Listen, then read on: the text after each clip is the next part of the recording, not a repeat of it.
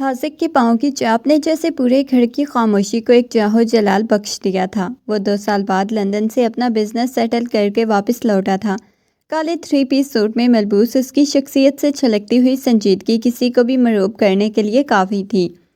लेकिन जैसे ही उसने लाउंज में कदम रखा तो एक जोरदार आवाज़ के साथ गुब्बारा फटा और ऊपर से ढेर सारा रंगीन कागज़ उसके सर पे गिरा। सरप्राइज बड़े अब्बा! अलीज़े जो सोफे के पीछे छुपी बैठी थी उछल के बाहर आई। हाजिक का चेहरा गुस्से से तिमतमा उठा क्योंकि उसकी कीमती सूट का सत्यानाश हो चुका था। अलीज़े जो अब 20 साल की हो चुकी थी मगर उसकी अकल अब भी बचपन के किसी स्टेशन पर रुकी हुई थी। हाजिक को देखते ही उसके गले लगने लगी, जबकि हाजिक ने उसे हाथ के इशारे से दूर रहने का कहा। वो उसे बड़े अब्बा कह के छेड़ती थी क्योंकि हाजिक उससे 12 साल बड़ा था और हमेशा उसे नसीहतें करता रहता था। हाजिक ने गहरी सांस लेके अपने बालों से कागज़ के टुकड़े झाड़े और एक सर्द निगाह उसे देखा जो किसी आम लड़की को डरा देती थी। मगर अलीसे तो दांत निकाल के हंस रही थी, उसे बता रही थी कि उसने ये तमाम सजावट अकेले की है, चाहे इसमें 3 गुलदान ही क्यों ना टूट गए हों। हाजिक अगले दिन अपने कमरे में एक बहुत अहम इंटरनेशनल वीडियो कॉन्फ्रेंस में मसरूफ़ था, जहां लाखों डॉलर्स की डील फाइनल होनी थी कि अचानक धड़म से दरवाज़ा खुला। अलीसे हाथ में झाड़ू लिए हाँफती हुई अंदर दाखिल हुई। हाजिक ने उसे आंखों से बाहर जाने का इशारा किया मगर वो माइक के बिल्कुल पास आके चिल्लाने लगी, हाजिक भाई जल्दी हटें, आपके पीछे दीवार पे बहुत बड़ी काली मकड़ी है और जो अभी आपको खा जाएगी। हासिक ने उसे रोकने की कोशिश की लेकिन उसने झाड़ू घुमाई जो सीधी लैपटॉप की स्क्रीन पे लगी कॉल कट गई। हासिक ने मुठियां भींच लीं, जबकि अलीसे फतहमंदाना मुस्कुराहट के साथ दीवार पे लटकी एक छोटी सी चिमटी को मकड़ी समझ के मारने की कोशिश कर रही थी।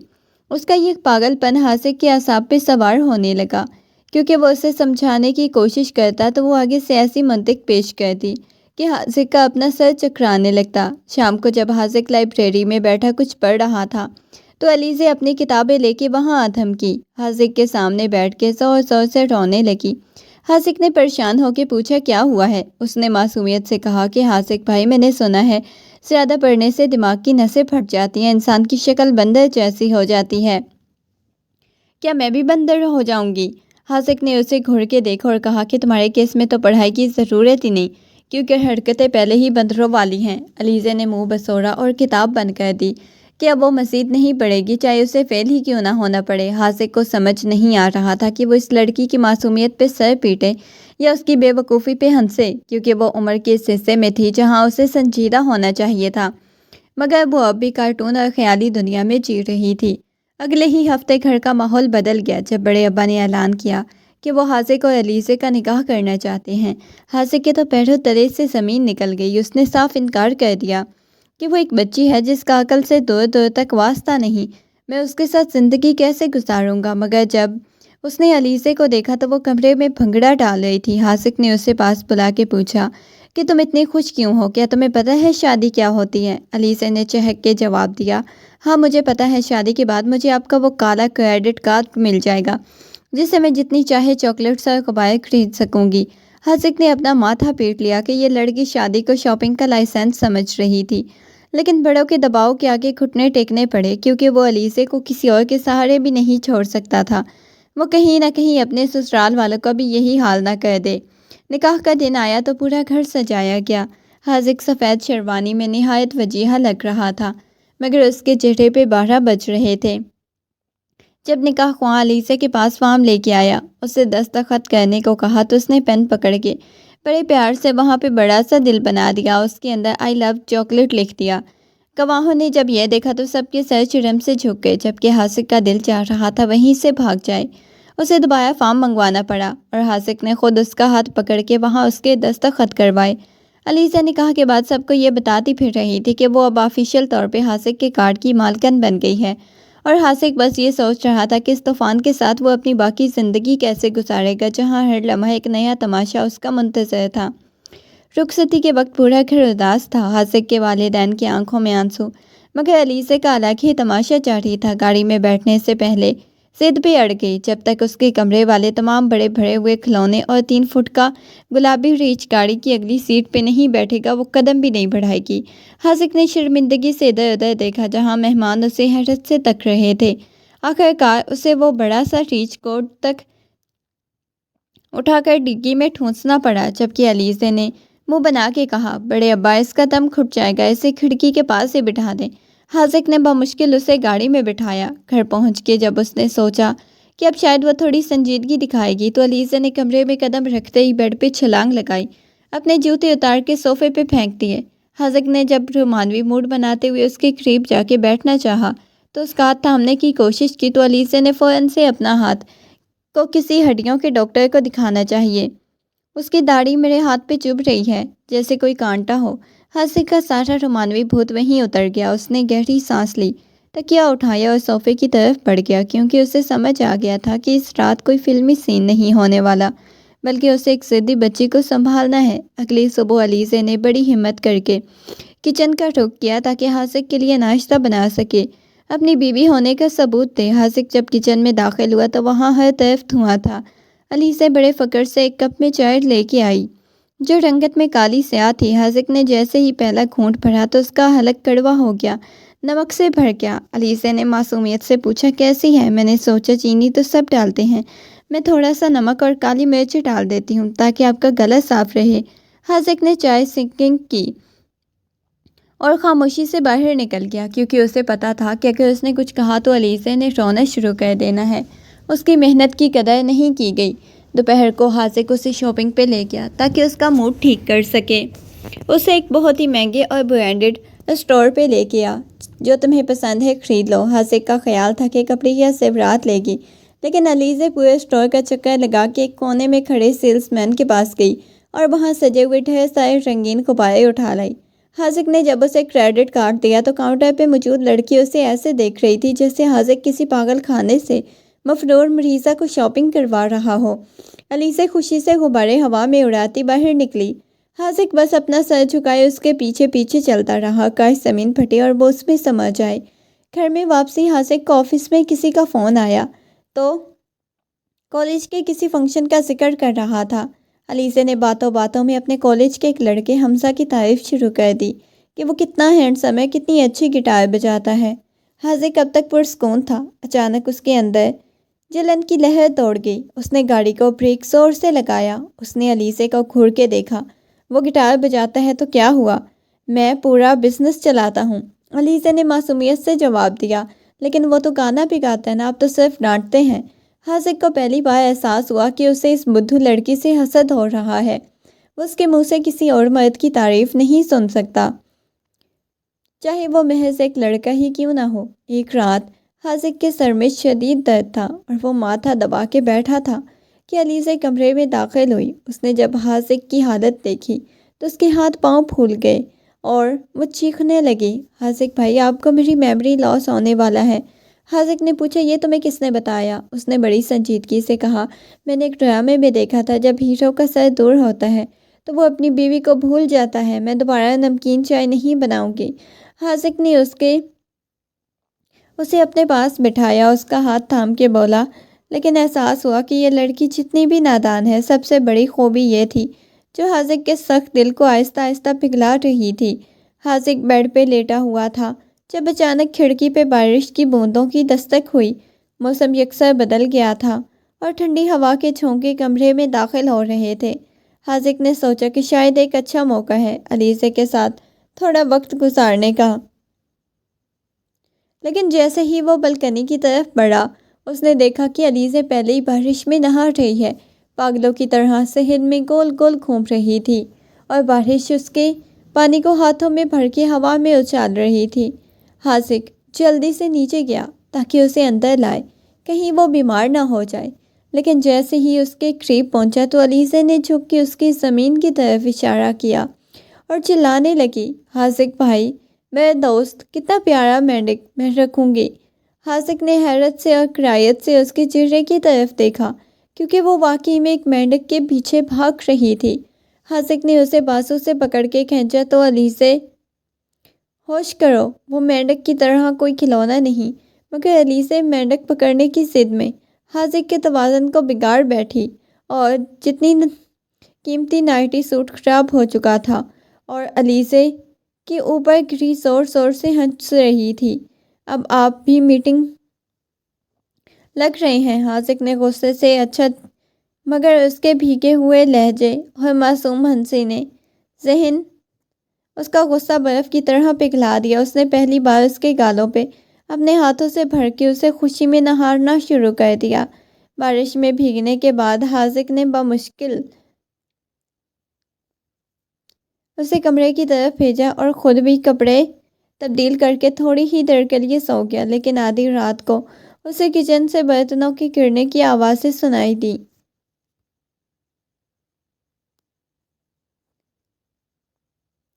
وہ ہڑبڑا کے اٹھا اور کچن کی طرف بھاگا جہاں لائٹ جل رہی تھی، اور علی سے فریج کا دروازہ کھولے نیچے فرش پہ بیٹھی اس کے سامنے چاکلیٹ کیک کھا کے ایک بڑا سا ڈبہ تھا اور کسی چھوٹے بچے کی طرح دونوں ہاتھوں سے کیک کھا رہی تھی۔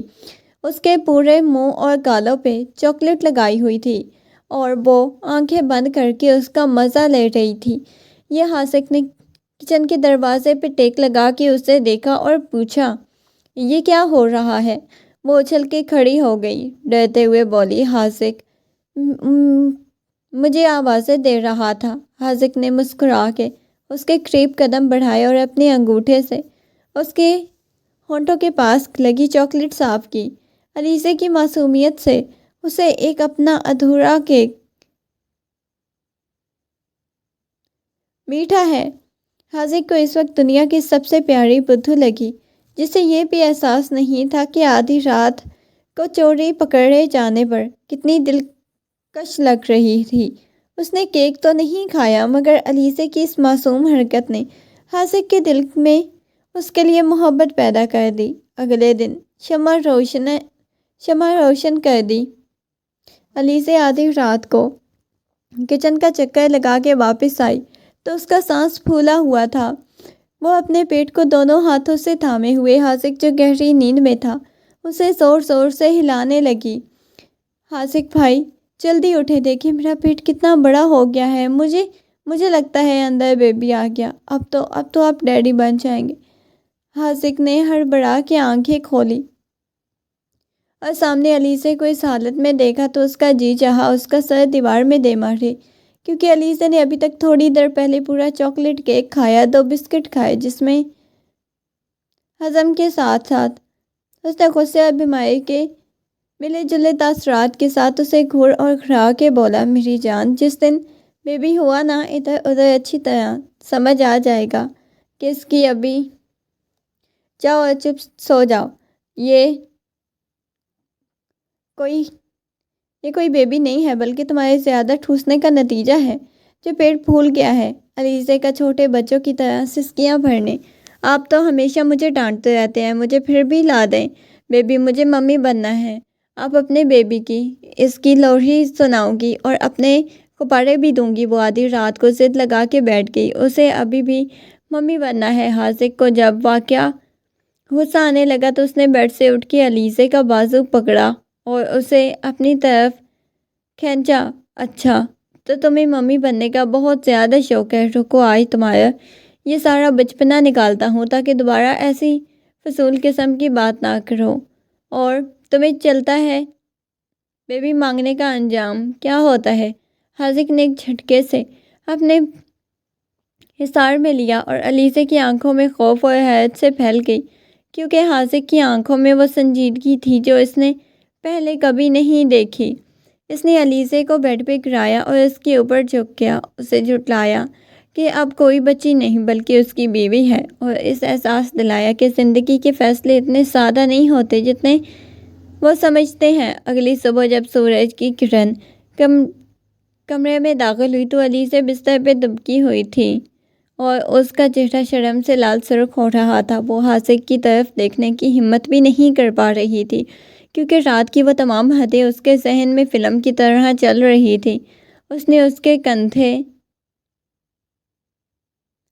اس کے اندر کی چھوٹی سی بچی کو ایک دم سے خاموش کروا دیا۔ حاذق نہا کے کمبل میں نکلا تو اس نے دیکھا کہ علیزے کمبل میں اپنا منہ چھپا رکھا ہے۔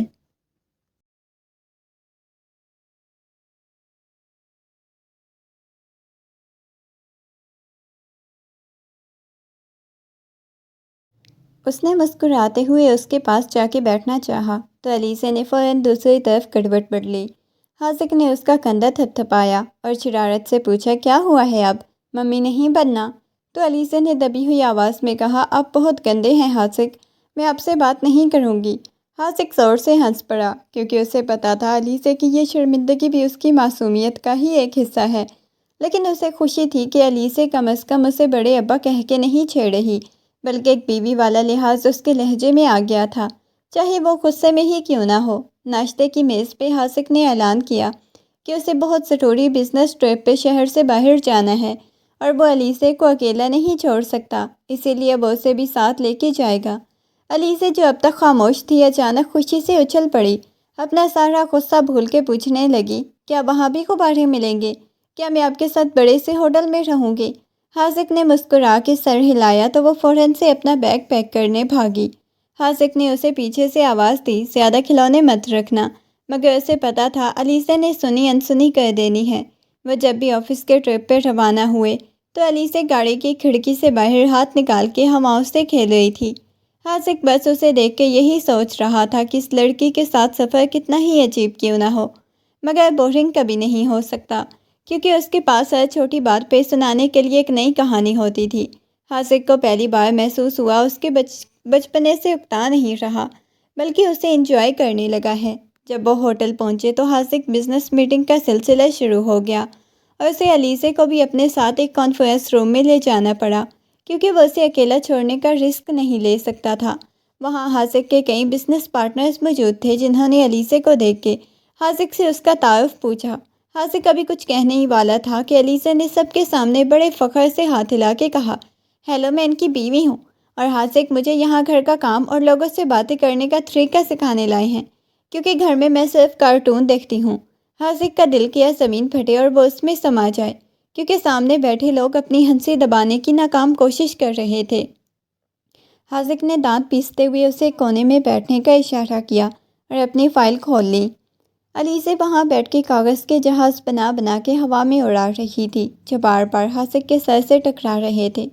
شام ہوٹل میں ایک گرینڈ ڈنر کا اہتمام تھا جہاں حاذق چاہتا تھا کہ علیزہ تھوڑی میچور نظر آئے، اسی لیے اس نے اس کے لیے ایک نہایت خوبصورت اور مہنگی سیاہ ریشمی ساڑی منگوائی۔ علیزہ نے جب وہ ساڑی دیکھی تو پہلے اسے اوڑھنی سمجھ کے سر پہ لینے لگی، لیکن جب حاذق نے اسے بتایا یہ پہننی ہے تو وہ آدھے گھنٹے تک واش روم میں بند رہی۔ آخر کار روتی ہوئی باہر آئی، حاذق یہ کپڑا ختم ہی نہیں ہو رہا، اسے کہاں کہاں لپیٹوں؟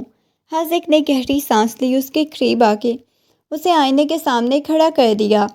اس نے اپنے مضبوط ہاتھوں سے ساڑی کا پلو سنبھالا اور بڑی مہارت سے علیزہ کی کمر کے گرد اسے لپیٹنے لگا۔ اس قربت نے علیزہ کی سانسوں کی ترتیب بگاڑ دی۔ علیزہ کا لمس اسے عجیب سی سنسنی سے دوچار کر گیا۔ حاذق نے جب اس کے گلے میں موتیوں کا ہار پہنایا تو علیزہ کو پہلی بار احساس ہوا کہ اب وہ واقعی بڑی لڑکی اور کسی کی بیوی بن چکی ہے۔ وہ خاموشی سے آئینے میں خود کو اور اپنے پیچھے کھڑے حاذق کو دیکھتی رہی۔ اس لمحے اسے دنیا کا سب سے دلکش مرد لگ رہا تھا۔ ڈنر پارٹی میں جب وہ دونوں داخل ہوئے تو سب کی نظریں علیزہ کے حسین چہرے پہ ٹھہر گئیں، لیکن حاذق کی نظریں اپنی سیکرٹری مس نتاشا پہ تھی جو مسلسل حاذق کے قریب ہونے کی کوشش کر رہی تھی۔ علیزہ دور سے یہ سب دیکھ رہی تھی۔ اسے نتاشا کی سرخ لپسٹک اور اس کے بات کرنے کا انداز بالکل پسند نہیں آ رہا تھا۔ وہ اچانک حاذق کے پاس آئی اور نتاشا کے بڑے غور سے دیکھ کے بولی، حاذق کیا یہ جادوگرنی ہے؟ دیکھو اس نے اپنی آنکھوں پہ کتنا کالا جادو لگایا ہوا ہے، اور یہ آپ کے اتنے قریب کیوں آ رہی ہے؟ کہیں یہ آپ کو غائب تو نہیں کر دے گی؟ حاذق نے شرمندگی سے نتاشا کی طرف دیکھا جو غصے سے لال پیلی ہو رہی تھی، جبکہ علیزہ نے حاذق کا بازو اتنی زور سے تھام لیا جیسے وہ اسے واقعی کسی جادوگرنی سے بچا رہی ہو۔ حاذق کو اس کی حرکت پہ غصہ تو آیا، مگر اندر چھپے حسد نے اسے ایک عجیب سی خوشی بھی دی کہ یہ نادان لڑکی اسے کھونے کے ڈر سے۔ ہوٹل سے واپسی پہ اچانک موسم بہت سرد ہو گیا۔ رات گئے حاذق کی طبیعت بگڑنے لگی، اسے تیز بخار نے آن گھیرا، وہ بستر پہ ڈھیر ہو گیا۔ علیزہ جو اب تک شرارتیں کر رہی تھی حاذق کو ڈھیر دیکھ کے ایک دم سنجیدہ ہو گئی۔ اس کے ماتھے پہ ہاتھ رکھ کے چلاتے ہوئے، ہائے اللہ حاذق، آپ کا جسم تندور کی طرح تپ رہا ہے، کہیں آپ پگھل نہ جائیں۔ وہ بھاگ کے کچن میں گئی، وہاں سے کچھ جڑی بوٹیاں اور کڑوی چیزیں اکٹھی کر کے آئی۔ اس نے نہایت بدبودار اور کڑوا قہوہ تیار کیا۔ حاسق کے سرہانے بیٹھ گئی اور اسے زبردستی پلانے لگی۔ حاسق نے انکار کرنا چاہا مگر علیزہ نے اس کے منہ پہ ہاتھ رکھ کے کہا، چپ چاپ پی لے ورنہ میں نے سنا ہے بخار میں انسان کا دماغ ابلنے لگتا ہے۔ حاسق نے کڑوا گھونٹ بھرا اور علیزہ کی اس معصومانہ سختی کے سامنے ہتھیار ڈال دیے، کیونکہ اس کی آنکھوں میں حاسق کے لیے سچی فکر اور محبت تیر رہی تھی۔ قہوہ پلانے کے بعد علیزہ نے ایک دم ٹھنڈے پانی کی پٹی لی اور حاسق کے ماتھے پہ رکھنے لگی۔ وہ ساری رات حاسق کے پاس زمین پہ بیٹھی رہی، اس کا ہاتھ تھام کے اسے عجیب و غریب کہانیاں سناتی رہی تاکہ اس کا دل لگا رہے۔ کبھی وہ اپنے اسکول کی ٹیچر کا ذکر کرتی تو کبھی اپنی کھوئی ہوئی گڑیا کا۔ حاسق نیم خنودگی میں اس کی آواز سن رہا تھا جو اسے کسی لوری کی طرح پرسکون محسوس ہو رہی تھی۔ اسے احساس ہوا علیزہ جسے وہ اب تک بہت سمجھ رہا تھا، وہی اس کے مشکل وقت میں اس کا سب سے بڑا سہارا بنی ہوئی تھی۔ صبح جب حاسق کی آنکھ کھلی تو اس کا بخار اتر چکا تھا۔ اس نے دیکھا کہ علیزہ اس کے ہاتھ پہ سر رکھے وہیں فرش پہ سو گئی تھی۔ اس نے بڑی نرمی سے اسے اٹھا کے بیڈ پہ لٹایا، اس کے ماتھے پہ پیار کیا۔ اسے لگ رہا تھا کہ یہ نادان لڑکی اب آہستہ آہستہ اس کی زندگی کا مرکز بنتی جا رہی ہے، جس کے بغیر اس کا گھر اور دل دونوں ہی ادھورے تھے۔ حاسق نے جب علیزہ کو بیڈ پہ لیٹے دیکھا تو اس کے دل میں جذبات کا ایک طوفان امٹ آیا۔ اس نے جھک کے اس کے گلابی لبوں کو اپنی گرفت مضبوط کی اور دبی آواز میں کہا، آئی لو یو علیزہ۔ علیزہ نے نیم باں آنکھوں سے اسے دیکھا اور معصومیت سے بولی، تھینک یو حاسق، اس کا کیا مطلب ہے کہ آپ مجھے روز چاکلیٹ دیں گے؟ حاسق کی اس بات پہ بے ساختہ ہنسی نکلی اور اسے باہوں میں مزید بھینچ لیا۔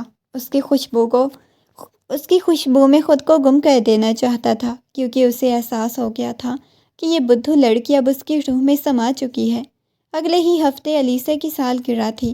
حاسق نے بہت بڑا سرپرائز دینے کا سوچا۔ پورے لان کو ہزاروں بتیاں جلا کے سجا دیا۔ ایک بہت بڑا 5 منزلہ کیک منگوایا گیا۔ علیزہ جیسے ہی باہر آئی اس کی آنکھیں پھٹی کی پھٹی رہ گئیں۔ خوشی کے مارے حاسق کے گلے لگ گئی اور اچھلنے لگی، لیکن جیسے ہی وہ کیک کاٹنے کے لیے آگے بڑھی تو اس کا پیر فرش پہ پڑی ایک تار میں الجھا اور سیدھی کیک کے اوپر جا گری۔ کیک علیزہ کے چہرے اور قیمتی فراق پہ مل گیا۔ وہاں موجود مہمان ہکا بکا رہ گئے۔ حاسق نے پہلے تو سر پکڑا، لیکن پھر علیزہ کے کیک سے بھرے چہرے کو دیکھ کے اپنی ہنسی نہ روک سکا، خود بھی اس کے پاس جا کے بیٹھ گیا۔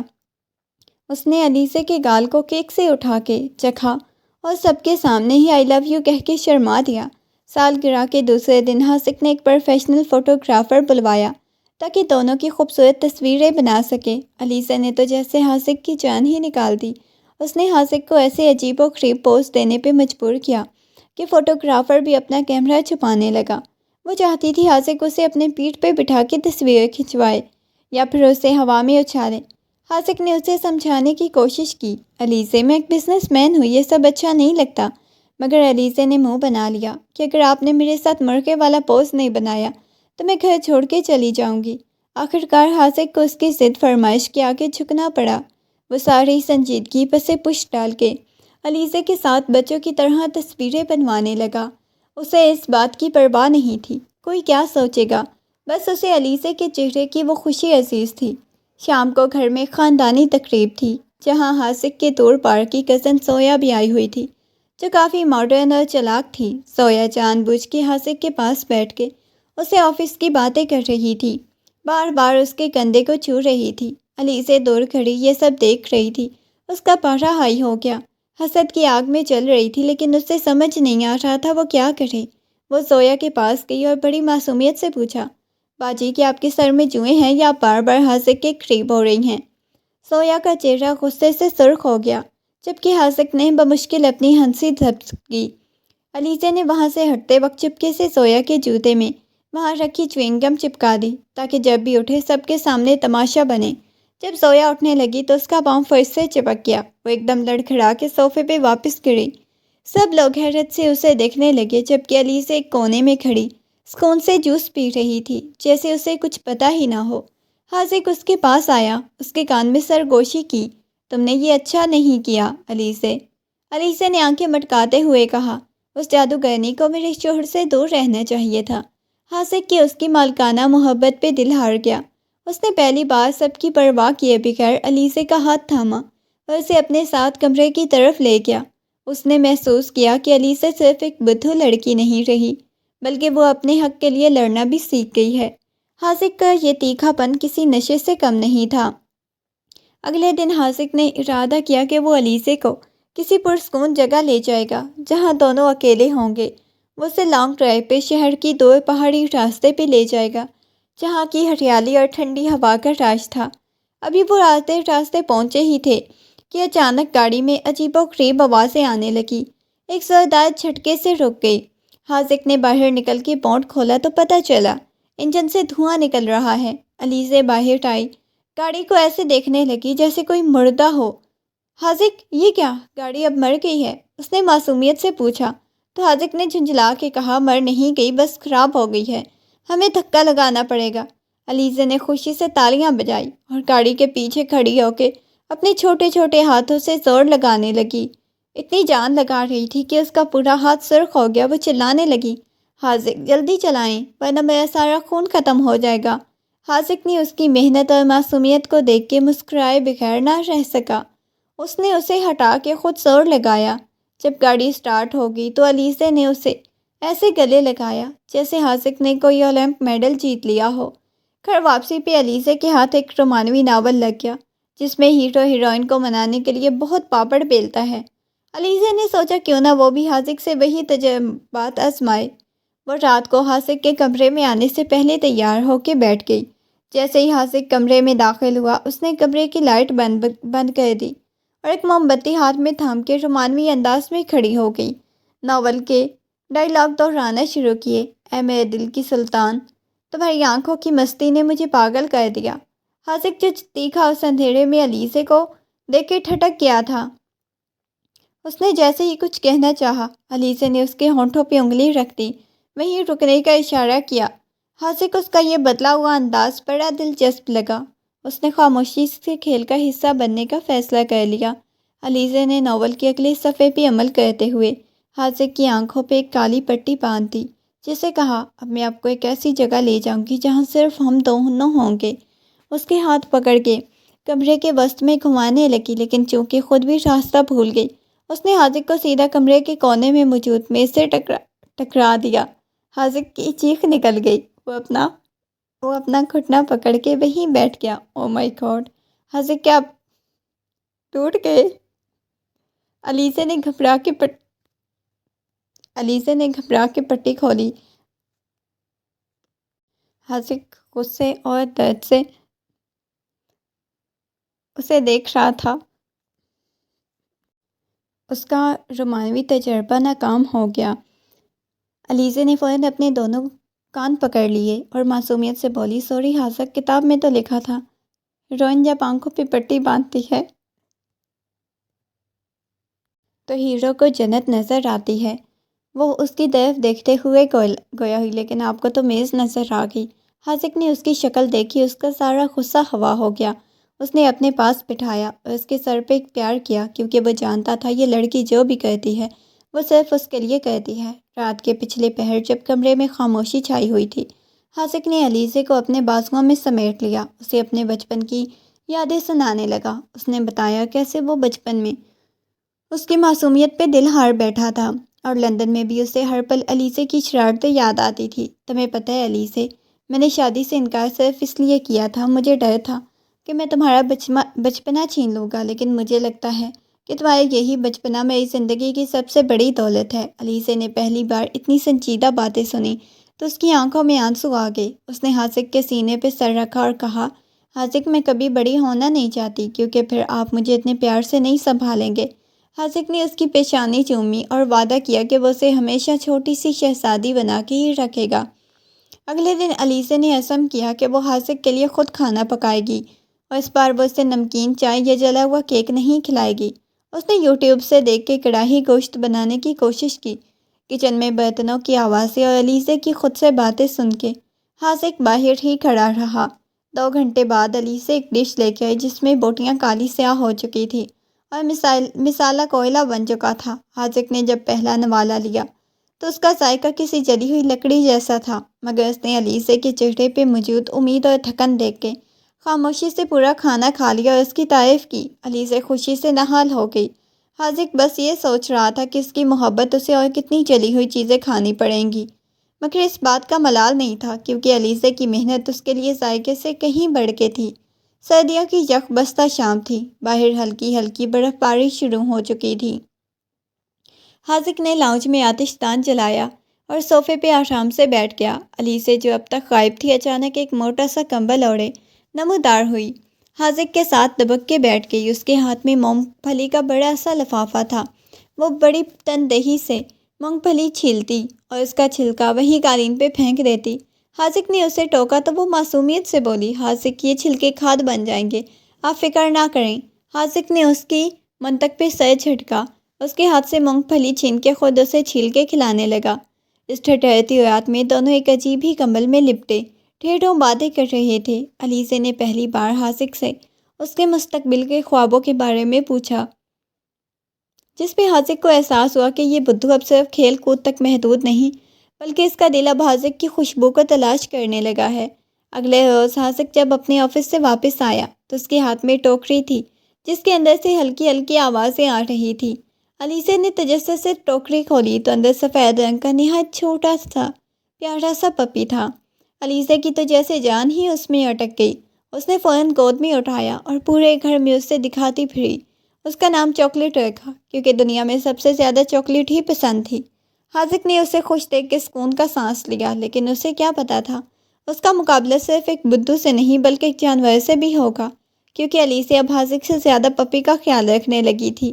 حاذق کے تکیے پہ سلا دیتی۔ حاذق کو اپنی جگہ چھن جانے پہ افسوس تو ہوا، مگر علیزہ کی وہ کھلکھلاتی ہنسی اس کے لیے ہر قربانی سے بڑھ کے تھی۔ ایک رات حاذق کسی کام سے شہر سے باہر گیا ہوا تھا۔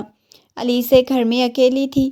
اچانک سے اسے کچن کی کھڑکی سے کسی کے اندر داخل ہونے کی آواز آئی۔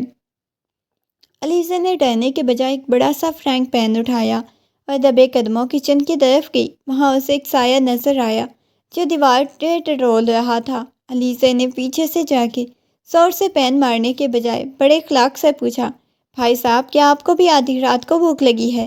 چور بیچارہ ہکا بکا رہ گیا۔ مڑ کے دیکھا تو سامنے معصوم سی لڑکی اسے چائے کی پیشکش کر رہی تھی۔ علیزہ نے اسے مہمان سمجھ کے صوفے پہ بٹھایا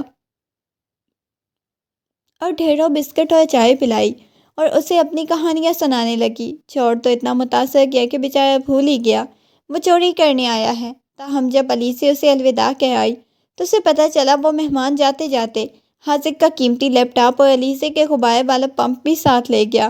صبح جب حاذق واپس آیا تو اسے پورے واقعہ کا پتہ چلا۔ اس کا بلڈ پریشر ہائی ہو گیا۔ علیزہ کو غصے میں کہا، علیزہ کوئی چور کو چائے پلاتا ہے، وہ میں نقصان کر کے چلا گیا اور تم اسے اپنی کہانیاں سناتی رہی۔ علیزہ کی آنکھوں میں سے فوراً سے آنسو آ گئے اور ہچکیاں لے کے رونے لگی۔ میں نے تو سوچا تھا اسے بھوک لگی ہوگی، میں کتنی بری بیوی ہوں نا، میں آپ کا خیال نہیں رکھ سکتی۔ وہ صوفے پہ ڈھیر ہو کے اپنی ناکامی پہ ماتم کرنے لگی۔ حاذق جو ابھی تھوڑی دیر پہلے غصے میں تھا علیزہ کے آنسو دیکھ کے پگھل گیا۔ اس نے اسے سینے سے لگایا، اس کے بالوں کو سہلانے لگا۔ تم بری بیوی نہیں ہو علیزہ، تم تو بہت زیادہ اچھی ہو اور دنیا کے لیے تھوڑی زیادہ معصوم بھی ہو۔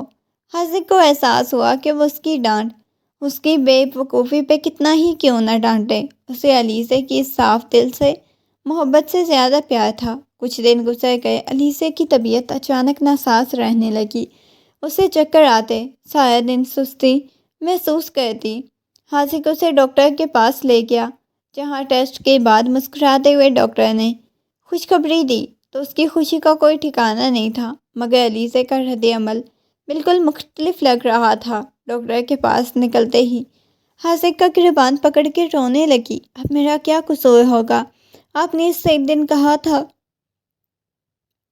کہ زیادہ کھانے سے پیٹ بڑھتا ہے، دیکھیں اب سچ میں بیبی آ گیا، اب تو پکا میرا پیٹ پھٹ جائے گا اور میں مر جاؤں گی۔ حاذق نے اسے بمشکل گاڑی میں بٹھایا اور ہنستے ہوئے اسے سمجھایا کہ پیٹ میں پھٹنے والا معاملہ نہیں ہے بلکہ یہ اللہ کی طرف سے ایک تحفہ ہے۔ علیزہ آنسو پوچھتے ہوئے نئی گڑیا ملے گی؟ حاذق نے اس کے ماتھے پہ بوسہ دیا اور اسے یقین دلایا کہ دنیا کی سب سے بڑی خوشخبری سنی تھی۔ اس نے علیسے کو جیسے پھولوں کی سیج پہ بٹھا دیا اور اب وہ اسے سیڑھیوں سے بھی اکیلے اترنے نہیں دینا چاہتا تھا۔ حاذق اس کے کمرے کو نئے سرے سے سجایا اور ڈھیر سارے نرم تکیے منگوا کہ اسے کوئی تکلیف نہ ہو۔ روز رات علیزے کے پاؤں دباتا اور اسے پیار سے سمجھاتا کہ اسے اب اپنی خوراک کا بہت زیادہ خیال رکھنا ہے۔ علیزے جو پہلے صرف چاکلیٹ پہ جیتی تھی اب حاذق کے ہاتھوں سے زبردستی پھل فروٹ کھاتی۔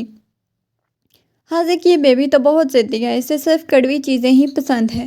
حاذق اس کی بات پہ ہنسا اور اسے اپنی باہوں میں بھر کے کہتا، یہ ضدی نہیں بلکہ میری شہزادی ہے جو اپنی ماما کو تنگ کر رہی ہے۔ ایک رات جب پورا شہر سو رہا تھا، علیزہ نے اچانک حاذق کو نیند سے جگایا۔ اس کی آنکھوں میں ایک عجیب سی چمک اور بہت سنجیدہ لگ رہی تھی۔ حاذق گھبرا کے پوچھا، کیا ہوا ہے؟ درد ہو رہا ہے؟ تو علیزہ نے معصومیت سے کہا، نہیں حاذق، مجھے مٹی کھانی ہے۔ مجھے گملے والی مٹی کی خوشبو بہت اچھی لگ رہی ہے، بہت زیادہ۔ حاذق کا سر چکرا گیا۔ اس نے جیسے ہی مٹی کی صحت کے لیے اچھی نہیں ہوتی، لیکن علیزہ نے کمرے کا دروازہ کھولا اور اس کی طرف آیا۔ اس نے بہت سمجھایا کہ مٹی بالکل بھی صحت کے لیے اچھی نہیں ہوتی، لیکن علیزہ نے رونا شروع کر دیا۔ آپ میرے اور میرے بیبی کے دشمن ہیں، ہمیں مٹی بھی نہیں کھانے دیتے۔ آخر کار حاذق کو آدھی رات کو لان میں جا کے صاف مٹی ڈھونڈنی پڑی۔ اسے دھو کے علیزہ کے سامنے رکھنا پڑا تاکہ اسی کی عجیب و غریب فرمائش پوری کی جا سکے۔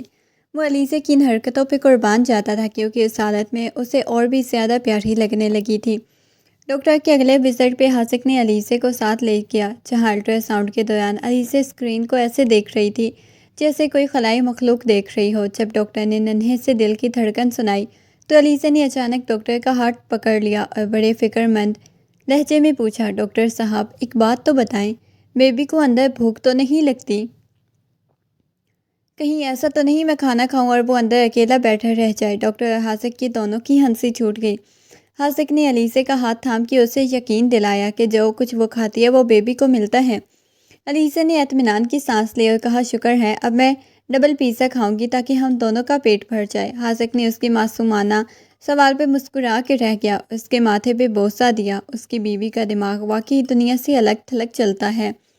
گھر واپسی پہ حاذق نے علیزہ کی تربیت شروع کی کہ بیبی کے آنے کے بعد اسے کیا کرنا ہوگا۔ اس نے ایک بڑا سا بھالو لیا اور علیزہ کو ڈائپر بدلنا سکھانے لگا۔ حاذق بہت سنجیدگی سے پاؤڈر اور ڈائپر کا استعمال کر رہا تھا، جبکہ علیزہ اسے دیکھ کے بور ہو رہی تھی۔ اس نے اچانک حاذق کے ہاتھ سے ڈائپر چھینا اور اسے بھالو کے سر پہ باندھ دیا اور کہنے لگی، دیکھیں حاذق، یہ تو ہیٹ بن گیا، میرا بیبی تو بہت اسٹائلش ہوگا۔ حاذق نے اپنا ماتھا پیٹ لیا۔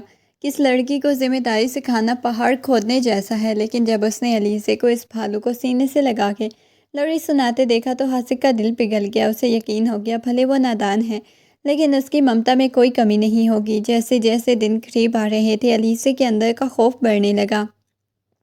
وہ اکثر رات کو اٹھ کے رونے لگتی، اسے ماں بننے سے ڈر لگتا ہے۔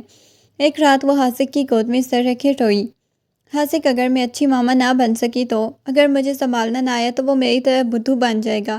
حاذق نے بہت پیار سے اس کے آنسو پونچھے اور اسے اپنی باہوں کے حصار میں لے لیا۔ علیزہ، تم دنیا کی سب سے بہترین ماما بنو گی کیونکہ تمہارے پاس وہ دل ہے جو سب سے پاک صاف، اور میں ہوں نا تمہارے ساتھ، ہم مل کے اپنی چھوٹی سی دنیا بسائیں گے۔ حاذق کی ان باتوں نے علیزہ کو حوصلہ دیا اور وہ اس کے سینے سے لگ کے پرسکون ہو گئی۔ اس لمحے حاذق کو احساس ہوا کہ اس کا عشق اب مکمل ہو رہا ہے۔ وہ عمر کا فرق، وہ بچپنا، سب کچھ ایک خوبصورت رشتے میں ڈھل چکا ہے جو صرف پیار اور بھروسے پہ قائم تھا۔ بیبی کی آمد سے کچھ دن پہلے حاذق نے گھر میں ایک شاندار بیبی شاور کی تقریب رکھی۔ پورا گھر نیلے اور گلابی پھولوں سے سجایا گیا۔ علیزہ زرق برق لباس میں کسی پری سے کم نہیں لگ رہی تھی۔ تقریب کے دوران حاذق نے سب کے سامنے علیزہ کا ہاتھ تھاما اور اسے بڑا سا ہیرا چوڑا لاکٹ پہنایا جس پہ حاذق اور علیزہ کے نام کے ساتھ ایک ننھے سے دل کا نشان بنا ہوا تھا۔ علیزہ نے جذباتی ہو کے حاذق کے گلے میں باہیں ڈال دی اور سب کی پرواہ کیے بغیر اس کی گال پہ پیار کر لیا۔ حاذق نے اسے اپنی باہوں میں اٹھا لیا اور پورے لاؤنج میں گھمایا۔ اس لمحے ان دونوں کا رومانس دیکھ کے ہر آنکھ خوشی سے نم ہو گئی۔ کیسے ایک سنجیدہ مرد نے ایک نادان لڑکی کی معصومیت کو اپنی زندگی کی سب سے بڑی طاقت بنا لیا تھا۔ اچانک ایک رات علیزے کی طبیعت سچ مچ بگڑ گئی۔ اسے ہسپتال لے جانا پڑا۔ علیزے درد کی شدت سے حاذق کا ہاتھ مڑوڑ رہی تھی اور اونچی اونچی چیخیں مار رہی تھی۔ حاذق، میں نے کہا تھا نا میرا پیٹ پھٹ جائے گا، دیکھیے اب میں جا رہی ہوں، آپ میرے بعد دوسری شادی مت کرنا ورنہ میں بھوت بن کے آؤں گی۔ حاذق کی اپنی جان نکلی جا رہی تھی مگر وہ اسے حوصلہ دے رہا تھا۔ لیبر روم کے باہر بے چینی سے ٹہل رہا تھا، بار بار دعا مانگ رہا تھا۔ جب پہلی بار اندر سے ایک ننھی سی جان کے رونے کی آواز آئی تو حاذق کے آنسو بے اختیار نکل پڑے۔ فوراً سے اندر گیا جہاں علیزے پیلی پڑی ہوئی تھی مگر اس کے چہرے پہ ایک عجیب سا سکون تھا۔ نرس نے حاذق کے ہاتھ میں ایک ننھی سی گڑیا جیسی بیٹی تھمائی جو بالکل اپنی ماں جیسی نقش و نگار والی تھی۔ حاذق نے جب بیٹی کو علیزے کے قریب کیا تو علیزے نے حیرت سے اسے دیکھا، پھر حاذق کی طرف دیکھ کے معصومیت سے بولی، حاذق یہ تو بالکل میرے جیسی ہے، اب آپ کے پاس دو مصیبتیں ہو گئی، ایک بدو ایک چھوٹی بدو۔ حاذق نے ہنستے ہوئے علیزے کے ماتھے پہ ایک طویل اور محبت بھرا بوسہ دیا اور کہا، تم دونوں میری زندگی کی وہ خوبصورت ترین مصیبتیں ہو جن کے بغیر میری جنت ادھوری ہے۔ علیزے نے بیٹی کی ننھی سی گال کو چھوا تو اس نے فوراً سے اپنی ماں کی انگلی پکڑ لی۔ حاذق نے ان دونوں کو اپنے مضبوط بازوؤں کے حصار میں لے لیا۔ اسے لگ رہا تھا کہ اس کی زندگی کا سب سے بڑا اور حسین پروجیکٹ اب مکمل ہو چکا ہے۔ وہ عمر کا فرق اب مٹ چکا تھا کیونکہ اب دونوں کی ایک ہی دھڑکن بن کر جی رہے تھے۔ کچھ مہینوں بعد گھر کا منظر دیدنی تھا۔ حاذق صوفے پہ بیٹھا ہوا تھا۔ اس کی گود میں چھوٹی سی حاذقہ تھی جو اپنے پاپا کی داڑھی کو کھینچ رہی تھی، جبکہ علیزے فرش پہ بیٹھی غبارے پھیلا رہی تھی تاکہ اپنی بیٹی کو خوش کر سکے۔ حاذق نے اٹھ کے علیزے کو پیچھے سے گلے لگایا، اس کے کان میں سرگوشی کی۔ شکریہ علیزے، مجھے جینا سکھانے کے لیے، میری زندگی کو اتنے رنگوں سے بھرنے کے لیے۔ علیزے نے شرارت سے مڑ کے دیکھا۔ حاذق کے ہونٹوں پہ اپنے لب رکھ دیے۔ وہ ایک ایسا رومانوی لمحہ تھا جہاں وقت تھم گیا۔ علیزے اب تھوڑی بدو تھی مگر حاذق کے لیے دنیا کی سب سے سمجھدار اور پیاری بیوی تھی۔ حاذق نے اسے مزید قریب کر لیا اور دور سے بیٹی کی معصوم ہنسی نے ان کی ادھورے سے مکمل عشق پہ مہر ثبت کر دی۔ اب دونوں ہمیشہ کے لیے ایک دوسرے کے ہو چکے تھے، ایک ایسی ہیپی اینڈنگ کے ساتھ جہاں عقل ہار گئی تھی اور صرف بے لوث محبت جیت گئی۔